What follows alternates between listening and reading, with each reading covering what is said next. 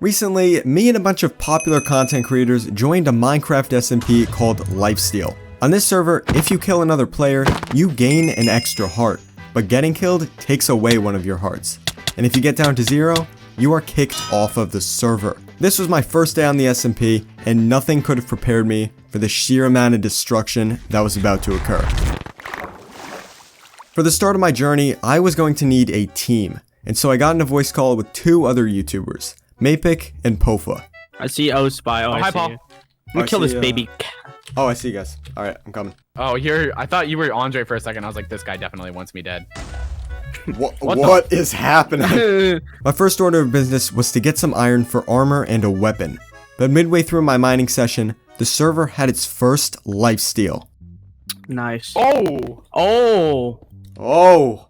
First death. And just when we thought it couldn't get any crazier, Rochambeau killed another player named Adrian's.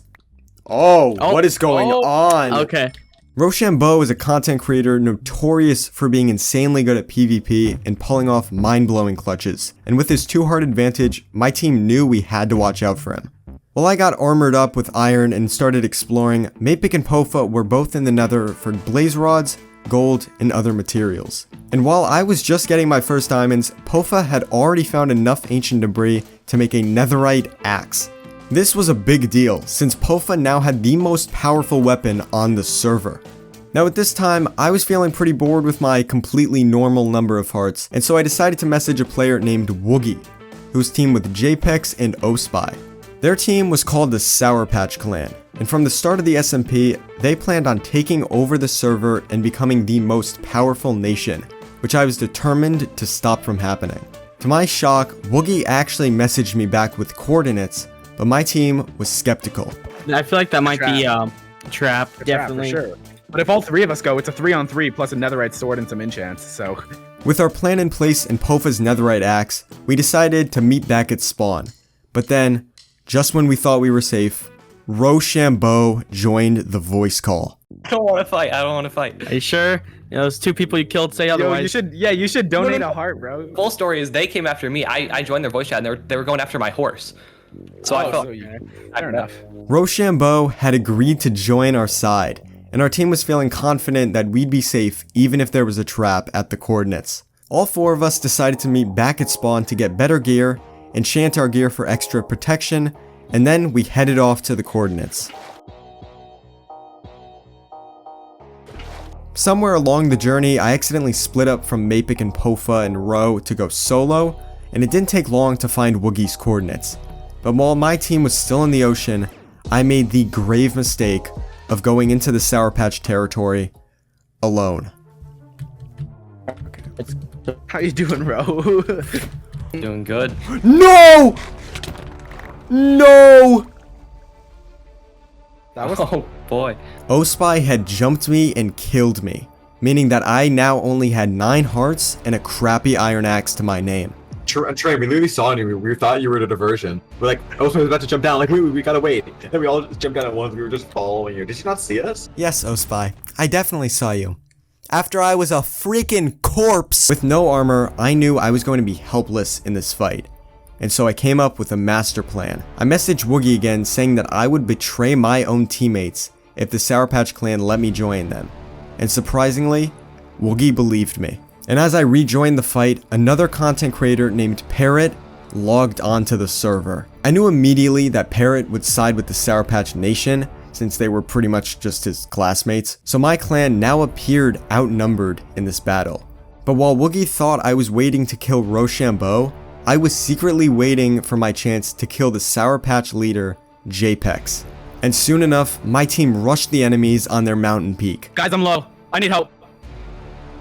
Got Jepex.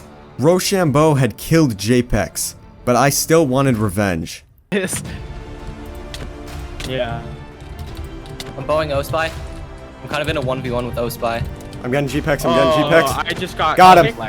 I had successfully killed Jepex, meaning I now had 10 hearts again and the satisfaction of killing the Sour Patch's leader.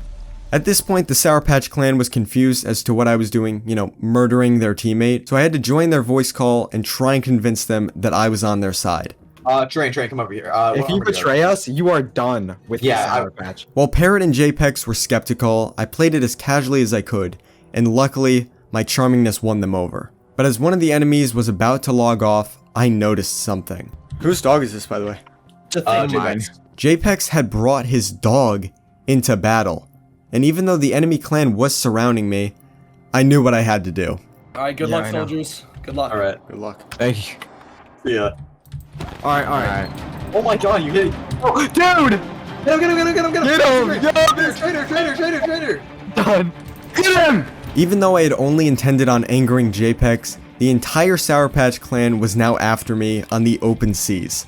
Dude, I can't leave the VC. Go west. Go west. Leave the VC. Leave the VC. Dude, He's gonna try to pull something here. He's gonna try to pull something. If you guys can't have the hearts, no one can. Yes. Oh my god. Even though I lost my items, it was much better to sacrifice myself than to give one of the Sour Patch's players another heart. And at this time, I figured that the battle was over. I had killed Jepex's dog and restored my hearts, and fighting had ceased. But little did my team or I know that this was the start of an extremely deadly war. The next day, my teammate Mapic had recovered his lost items from the fight and invited me back to spawn to show me the house that he had built for our new clan, which was now called the Jolly Ranchers. The house had everything we'd need to progress, but while it looked nice now, I knew it was only a matter of time before the Sour Patch clan showed up to destroy it. I hoped that our neighbor and professional solitary confinement subject Jaron would protect our base, but unfortunately, I could not have been more wrong. Because the next day, our house was in absolute shambles. I'm pretty sure a meteor hitting our house would have done less damage than had happened here. Wait, so what all Oh, happened? there she is. I'm chilling, right? Getting in the nether, just getting some XP so I can upgrade my pickaxe and vibe. I turn the corner out of my nether portal. They all come up to me. I say, wait. I tab out, put on my OBS. I tab back in. I'm dead. They've bed trapped me. I lose about 4 or 5 hearts, and then they just leave. The Sour Patch clan had started a reign of terror while I was offline and had taken most of Mapic's hearts. War had officially been declared. But that wasn't the only concern. Also, Ospy somehow has maxed netherite and tools, which my brain can't comprehend. If what Mapic was saying was correct, our clan was going to have a huge disadvantage in this war, and there was almost no chance we were going to defeat them. But Mapic had a trick up his sleeve. He had tracked down the Sour Patch's base. So me, Rochambeau, and Mapic all traveled to the coordinates. And along the way, we picked up a new member named Cakeman Extreme, who had also been killed by Parrot in that day. So let me explain what happened. So when they trapped me down, right, I said hello to them in chat, and then instantly, Yeah Jaron messaged me saying, run. Now this detail may not sound important, but Yeah Jaron's allyship could cost us this war. While he's neutral with our team and the Sour Patches now, I could sense that Jaron knows more than he is letting on. With Cakeman's story in mind, we all traveled through the nether and over to the Sour Patch's base. But unfortunately for us, it was too late. They had already moved out and were on the run. It wasn't like this at all. They moved. But that's it, I don't think they logged out at their base. See, because this was full of oxalotls. And while we considered tracking down their new base, we all knew that it would take way too long to do. But Mapic told us not to worry and said that he'd have something ready by the next morning. So the next morning I logged onto the server and it turned out Mapic had not been lying. I'll meet you at where our old house was. I can come bring you there. If you couldn't already tell by his voice, this man was sleep deprived as all hell. But just a first glance at his armor was enough to understand why. Hi. Follow me. Mapic had grinded for nearly 9 hours getting fully enchanted netherite armor. He brought me over to his newly constructed base, which now looked like an HGTV set, before showing me something insane. Here, okay, so the right set is rose, but you can have any other set. 3 netherite armor sets, plus his own, with everything enchanted. And at this moment, I realized that there was no way we were losing this war. With me, the most handsome man in all of Minecraft, 12-hearted PvP master Rochambeau, netherite axe-wielding Pofa, and Mapic, who has incredible determination and probably a lethal amount of monster energy drink in his body, the Jolly Rancher clan was destined to win. So if the Sour Patch clan is watching this, be scared, because soon enough, your lives are gonna be ours.